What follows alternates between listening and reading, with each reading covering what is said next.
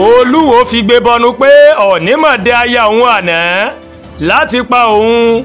Àwọn lọ́balọ́ba lọ́sùn mọ̀ fún ní gbèdéke pé kó kó ẹ̀rí kalẹ̀, bí bẹ́ẹ̀ kọ́ àwọn lọ́balọ́ba kan ní ìpínlẹ̀ Ọ̀ṣun wọ́n mọ̀ ti fún Olúwo ti ìlú Ìwó Ọba Abdulrasheed Adéwálé Àkànbí ní gbèdéke ọjọ́ 21 láti fìdí àwọn ẹ̀sùn tó fi kan Ọọ̀ni Ilé-Ifẹ̀ Ọ̀gbẹ́ni Ìtàn Adéyẹyè Ògúnwùsì múlẹ̀ ní àgọ́ ọlọ́pàá nígbà tó ń sọ̀rọ̀ ní ọjọ́ Ẹtì Friday tí ń ṣe ọjọ́ 3 oṣù kẹwàá ọdún 2025 Ọba Adésọjí Kẹ́hìndé ó mà sọ wípé ọ̀pọ̀ ọ̀rọ̀ ó ní Olúwo mà ti sọ sẹ́yìn tí àwọn kì í kakún rárá o, àmọ́ tó ní ẹ̀sùn tí Olúwo ṣẹ̀ṣẹ̀ fi kan Ọọ̀ni lásìkò yìí ó mà lágbára púpọ̀ ju nǹkan tí àwọn lè fọwọ́ lẹ́rán láti máa wò lọ. Ọba Adésọjí ní èyí mà ló mú àwọn ọba orígbó méje wọ́n fi ẹnu kò láti fún Olúwo ní gbèdéke ọjọ́ 21 láti kọ̀wé ẹ̀sùn ránṣẹ́ sí ọ̀gá ọlọ́pàá Nàìjíríà láti lọ́ọ́ fi ẹjọ́ ní sùn ní ìlànà tó tọ́ dípò bí ó ṣe gbé wá sí orí ayélujára.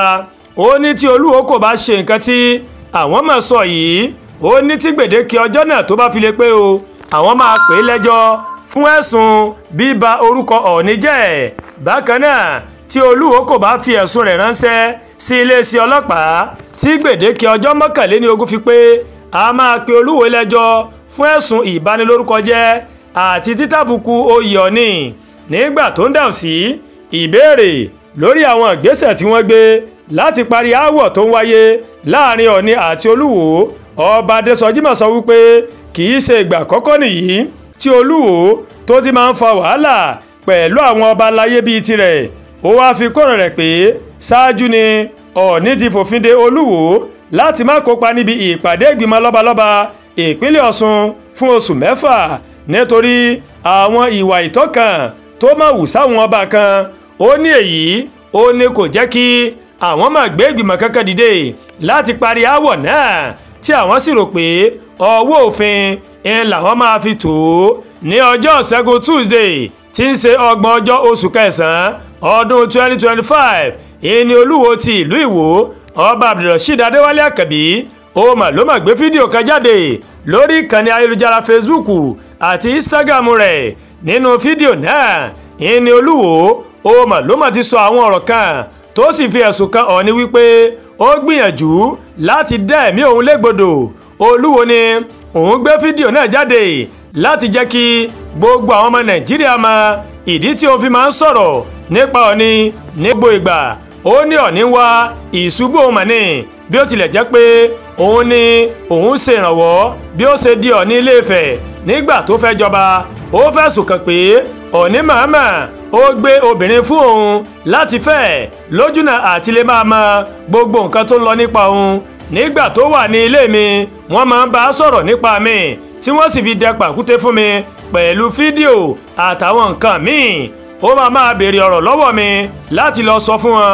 Ọdún 3 ló lò nílé mi tó sì bí ọmọ kan fún mi tí mi ò lè fìdí rẹ̀ múlẹ̀ pé bóyá èmi gan ni ó bí ọmọ náà fún. Mo máa nílò láti ṣe àyẹ̀wò DNA láti mọ̀ bóyá èmi ni mo ní ọmọ náà. Ẹ̀ẹ̀mejì ọ̀tọ̀ọ̀tọ̀ òun ló fún mi ní májèlé jẹ. Wọ́n gbìyànjú láti rán àwọn agbanipa sí mi, wọ́n gbìyànjú láti fi àwọn òrìṣà pa mí, àmọ́ wọn kò ṣe àṣeyọrí o.